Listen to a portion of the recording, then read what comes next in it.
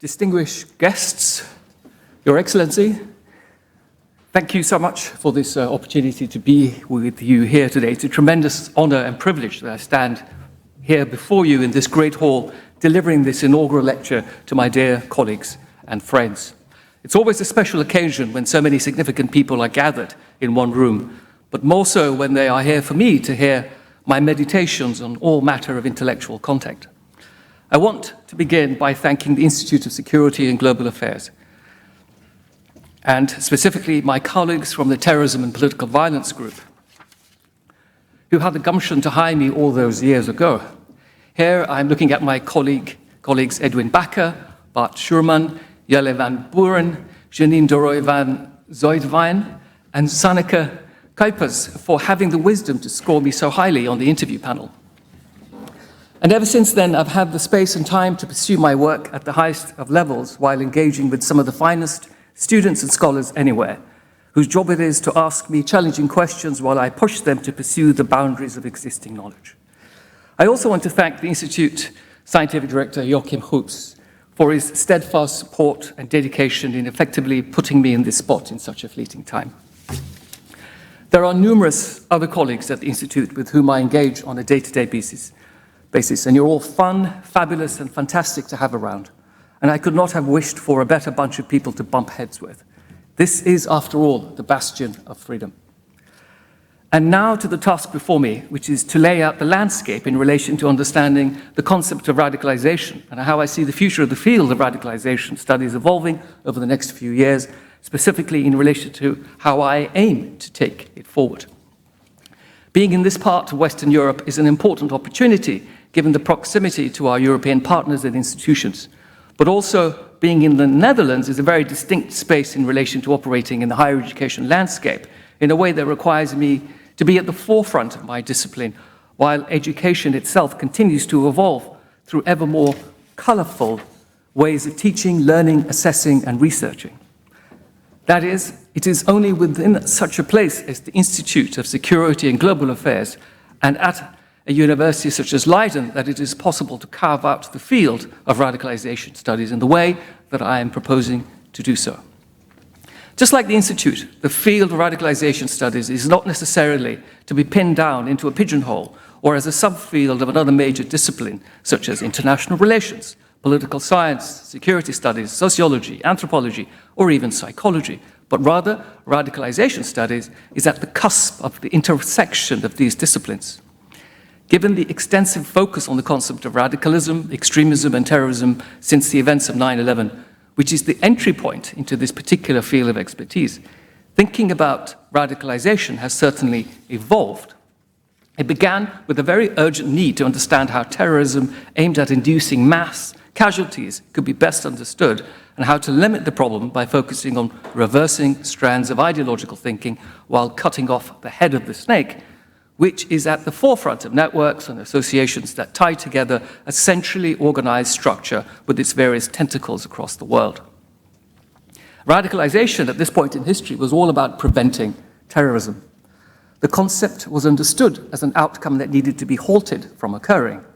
But as time has passed, the concept is not just all about the outcome, it's also about understanding the process. This is partly because much of the dominant thinking and framing of the concept was state-centric and aimed at achieving a set of top-down solutions and interventions to prevent the problems from emerging. However, the idea of the preventing school was soon replaced with the idea of countering violent extremism, which aims to take apart the opportunity frames in which extremism and potentially terrorism can surface. And this necessarily requires multifaceted and multi-layered solutions that operate at the level of individuals, communities, societies, and nations. Over a 2-decade period, the concept of radicalization has evolved from the immediate need to eliminate an urgent problem to a better understanding of how it occurs in the first place and how to prevent the opportunity field from taking hold. So much so that radicalization studies is a broad field that allows those working in this area to appreciate the problems in terms of a broader range of factors involved, as well as the range of viable solutions that are possible. I want to take the opportunity today, therefore, to lay out the 4 pillars of radicalization studies that I believe define the field, but also provide the space in which to carve out ongoing new directions and challenges. These 4 themes relate to the interdisciplinary study of radicalization at the level of structure, culture, the individual, and policymaking. In my view, these are not entirely separate fields, but they have their own unique spaces in which concentrated analysis is increasingly emerging. However, there is always the risk of falling into silo thinking, which has historically harmed the field of terrorism and political violence studies in general, as well as limiting the broader concept of social conflict that underpins individual radicalization, which, in my analysis, is the only authentic way to appreciate the problem. As such, radicalization can never occur in a vacuum. It is always situated within a wider context of social conflict, and this is why the first pillar of radicalization studies is a focus on structure. In discussing the role of the structural in radicalization, a crucial point to appreciate that this remains very much a Marxian analytical perspective that seeks to underscore the importance of social conflict as the fundamental basis of existence in society.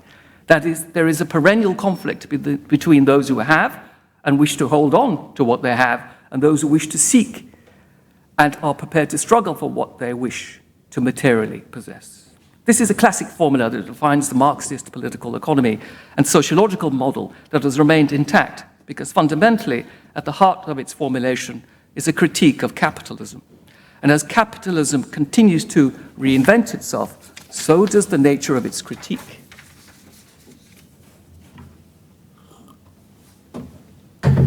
While much of the study of capitalism focuses on accumulation through the means of production, there is also the need to appreciate the importance of distribution and exchange. Capitalism's global reach permits it to affect the lives of every single human on this planet. And with the advent of the flows of capital through digital means, exchange no longer focuses on hard currency, but on the transfer of value without any physical content whatsoever. While these are important debates on the future of money and society, what it means for radicalization is the immediate concern. In the context of social conflict, some face issues relating to achieving access to the means of production, distribution, and exchange. For such a group of people who also happen to live in oppressive and subjugated societies, alienation and marginalization are distinct observations. It is almost always the case that those who find themselves on a path from radicalization to terrorism have a justification or explanation based on material realities. That is, 99% of the world's terrorism exists in conflict zones. But those issues of terrorism that exist in the global north do so when there are ideological layers of justification placed on structural marginalization, rationalizations. It is extremely easy to downplay the role of the structural in radicalization because so many scholars and thinkers have never had to face the hard realities of the daily struggle that so defines the lived realities of so many who are at the margins of society, but unable to find a way through sheer force of mind, body, or soul.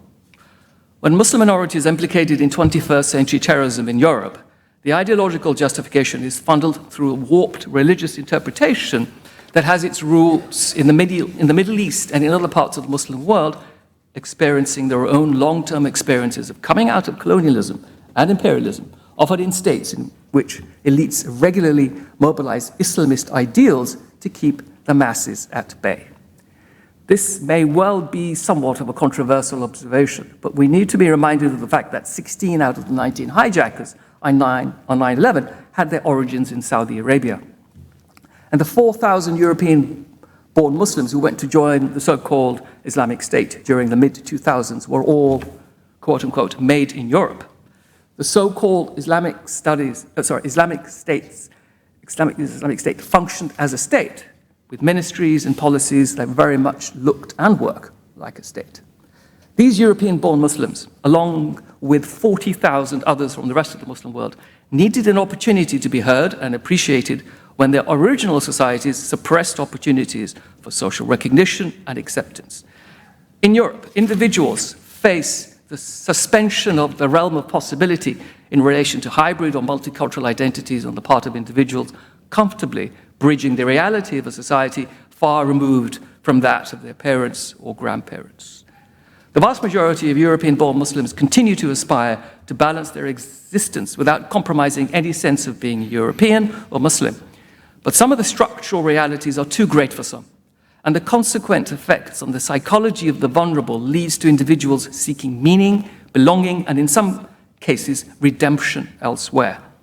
In such instances, these Muslim minorities are falling through the cracks of society because there are no protections available to them, even as they are dependent on the abilities and capabilities of those around them to play a role in helping to alleviate their plight. In almost every single case of a young European-born Muslim who entered the Islamic State, and we need to be reminded that the average age was 23, their parents and their immediate community members were the last to know what had gone on. These young people were seduced by the promise of a special place as special people, and they did so without the ability to critically engage or think on their own terms, as they lacked the capacities or the sensibilities required to do so. And these failings are failings at the structural level. An immediate and important caveat to state here is to remind people that the vast majority of Muslims who face structural marginalization do not enter into extremism as a way in which to find some kind of solution to their real-world problems. It is only the very few who do so, and it is a combination of structural as well as cultural and individual issues that need to come into play simultaneously that function as triggers. The structural factors are not the smoking gun on their own. The trigger is still at the level of the individual. Before I move on to focusing on the individual, and I wish to say something about the second pillar, which is the cultural realm of radicalization. The second level of radicalization is at the level of culture. In today's world, we often talk about polarization, which is how social divisions and inequalities are creating cumulative or reciprocal forms of hate, indifference, intolerance, and in some cases, violent extremism. The problem of culture at this level exists at a societal level inasmuch as the focus on the structures of society creates the wider macrodynamic conditions in which culture finds its roots. Radicalization at the level of culture introduces a further layer of understanding that seeks to connect the individual with the structural. In underscoring the importance of the cultural dynamic in radicalization, the focus is on the role of the state in creating particular discourses of inclusion or exclusion that manifest themselves in realizations of acceptance or rejection among affected majorities and minorities. It is no surprise that in recent periods in Europe and North America, we have seen the rise of the angry young and older male majority whose extremism is a manifestation of hate and intolerance as orchestrated by the designs of states moving ever further to the right. As economic divisions deepen and women's presence in prominent positions of society grows, including the ability to directly compete with men in the labor market, despite the fact that women outperform men in education and have done for a generation, men's perceived and actual status has shifted significantly to the point where a crisis of masculinity has become a fundamental feature of everyday life. Structural globalization issues have also seen restrictions to expressions of masculinity due to the increased feminization of the workforce. Men do not work in factories or industrial plants anymore, particularly in the service sector whether it is in the public or private hands. Men sit behind screens all day long in the same way that women do. And while there are economic and sociological forces at work, the biological forces between men and women do not shift so easily. Men's frustrations in the dating game in relation to women have led to hateful actions against women and the blaming of women for their woes in life. Women are able to compete with high-value men in ways that were unavailable to them a generation ago. But the advent of internet communication technologies has meant that men have had to fight harder for attention and acceptance. This can only cause frustration on an everyday level. It can also lead to violent and hateful vengeance in the form of terrorism. The incel movement in North America is precisely a response to the changing roles of women in society and the marginalized role of men, but without a fundamental change to the biological order between man and woman. This violence that sits alongside misogyny is also given further credence and viability by masculinized, authoritarian populist states that emphasize the strong and the powerful nature of manliness in the functioning of these very same states. In India, the representation of a strong man at the top reveals its origins in hardline attitudes towards minorities and neighbors of different religious origins. The Hindutva movement in India and among some in the diaspora is also a deeply masculized movement. In Hungary, Viktor Orban represents himself as the savior of the nation against all of the fuzzy notions of diversity and inclusion that are weakening states elsewhere. The backlash against diversity, multiculturalism, Black Lives Matter, and other popular social movements that seek to readdress the imbalances of society through their voice is rejected by traditional men who fear their replacement by a greater force. In this substratum of life, where there are wider issues of low education and low skill sets, the conspiratorial brain can take hold. But ironically, the increasing presence of the far right in government power structures has not evaded the role of the far right in shaping the discourse of anti-government protest movements throughout the global north. It is the confirmation of the discourses of intolerance and unacceptance, combined with the fears about the future, which are suggested to be at risk due to increasing differences in society, that led to the kinds of events that were witnessed on Capitol Hill on 6th of January 2021. 25 years ago, multiculturalism was described as an asset for liberal democracies in their pursuit of human progress in the global world. Fast forward to today, and multiculturalism is seen as a failed project because of the role and presence of unwanted differences that put group identity before shared norms and values. The latter is a metaphor for the reality of failed domestic and foreign policies because the trickle-down, neoliberal, post-industrial economic growth model does not work and has not done so during the 40 years of its inception and implementation. The imaginaries of global elites are stuck in the machine brain thinking of the late 19th century political economy, resulting in the hubris of nations as they seek to make friends with big business while leaving the poor, infirm, and marginalized minorities and majorities to fend for themselves.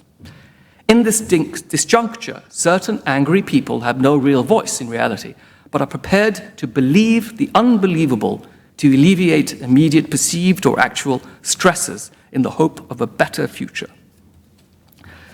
National cultural models are susceptible to further breakdown at the hands of elites and the privileged few, whose intentions are somewhat impure because their motivations remain to pursue individual self-interest at the cost of all else. These realities have a particular implication for societies aiming to achieve national cohesion in an interdependent global world. As Benedict Anderson famously penned in the early 1980s, all nations' histories are imagined, which means that they are selective and organized in a way to champion the primacy of the imagined nation above all else. This lack of imagination is a prelude to ongoing social, political, and economic divisions that have ramifications, but also at the level of the individual, to whom I now turn in my third pillar of radicalization studies in the 21st century. The third arm of radicalization studies is at the level of the individual. In all known cases of radicalization, however much we focus on issues of history, politics, economy, and society, there is the issue of individual-level triggers that push an individual into a form of ideological conviction that can lead to terrorism and political violence. The contrast often put out on the field is the constant battle between push and pull factors. While much of the orthodoxy that dominated the preventing and countering violent extremism space in the aftermath of the events of 9/11 focused on pull factors, that is the role of ideology in ultimately pulling people into violence, more and more we are now appreciating the role of push factors, which are necessarily related to structural and cultural issues, but in all cases there is always an individual level trigger event. This is now fertile territory for our colleagues in the fields of social psychology, psychiatry, and mental health to provide us with a better appreciation of how an individual internalizes social injustice and social exclusion and translates that into ideologically informed violent behavior when, more often than not, the vast majority of people, while acknowledging some of the motivation, ultimately never take the final step to violent extremism. Some have described these as internal breaks, and these can exist at the individual level, but can also be situated within the milieus in which individuals find themselves, such as families, communities, and neighborhoods. There are many hundreds of thousands of people who possess all of the structural inequality realities that might motivate some to engage in violence, but only a handful do, and this is because of individual level events. The issues of trauma, issues of abandonment as a child, concerns around mental health, the widespread occurrence of autism, and psychological damage incurred as a result of various issues are real concerns. This is not to say that people with psychological issues are as susceptible to extremism as people with strong religious convictions are to religiously inspired extremism. Indeed, it is important to remain careful about making generalizations. But without a doubt, there are clearly many matters to consider and explore further at the level of the individual in the context of their immediate social and cultural realities, so as to better help appreciate how we might understand the problems of radicalization and what we might do about them. This leads me to the fourth and final pillar of radicalization, which is the policy-making perspective. It would be all fine and well for some if academics could only ever author their flowery papers for high-ranking journals and talk to themselves in elaborate conferences. This is a futile exercise in many ways, but not so much that it discourages most academics. That is, if we do not translate what we do in our social scientific studies into meaningful policy implications, then there will be ongoing problems with policy thinking and analysis that continue to be made despite the improved knowledge that we have about a particular subject. It would be an inordinate waste of public money for academics to simply talk amongst themselves for their own limited egotistical pleasures. What a world that would be. There's nothing wrong with pure and absolute academic thinking, and there is always room for lengthy monographs and expanded ideas that push the boundaries of theoretical and conceptual thinking. But in a field such as radicalization studies, we need to be talking to policymakers at all sorts of levels, whether it is at the level of the municipality, central government, or even international bodies such as the UN, and all of their attempts at introducing diktat and establishing discourse around violent extremism. Academics, therefore, must act as a critical friend. Being co-opted by the state is never healthy in radicalization studies, however, especially as there is a strong and significant field of critique that attempts to expose the state-centric biases of all the terrorist states that often reproduce misunderstandings and misjudgments in relation to dealing with the problems of extremism. The academy must speak directly to policymaking audiences in these terms, but it must also be able to sit down together in a room and say, we have found these particular understandings that will be relevant to you, so please listen and learn. You will benefit, as will society as a whole. I am your critical friend. These four layers, the understanding of the structural, the cultural, the individual, and the institutional for policymaking, will necessarily define what we do in the study of radicalization. How we do it will continue to be at the margins and at the intersections of the fields of international relations, political science, security studies, sociology, anthropology, and of course, psychology. There will also be movements in which we are far more, there will also be moments in which we are far more engaged in responding to immediate and urgent problems, as in the events of 9/11, the terrorist incidences in the mid-2000s in Europe, and then again at the end of the 2000s when it was back with a vengeance. And so we have to raise our heads above the parapet and seek to be heard urgently. But there are also times where we need to sit back in our comfortable chairs and think hard about what just happened and what might be happening again in the near future through our dedicated theoretical and conceptual thinking around these issues. I'm right in the middle of the busiest and most challenging period of my intellectual journey. This is the most exciting and also the most nerve-wracking space I've been in. But it's exactly where I wanted to be. And I'm doing precisely what I wanted to do in an institution that provides me with all of the resources that I need.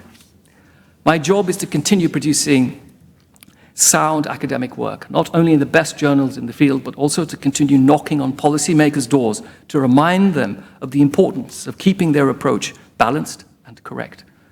When I was young, I used to think that things never changed, people never changed, but everything was in a constant state of flux. When I got to the end of my doctorate in my late 20s, it was more the case that things did really change, but people did not really change. Only circumstances did. Now that I'm firmly in my 50s, I realize all things change all the time.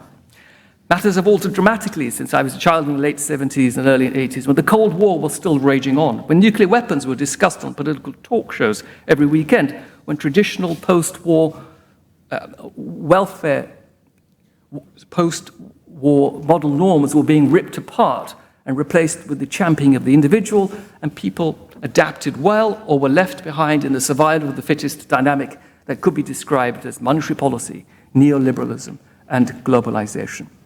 Today, the remnants of the Cold War persist in a war on European soul not so far from here. Society is more divided than it has ever been as capital is concentrated in fewer and fewer hands and oligarchic power shifts government policy to the whims and fancies of the uber elites. All the while, human beings are not passive recipients of this onslaught against freedoms and liberties. And I'm referring here to the global north because the rest of the world, which is most of the world, is the global south. And that continues to struggle in very different ways from the individual level problems that we find ourselves facing here in Europe.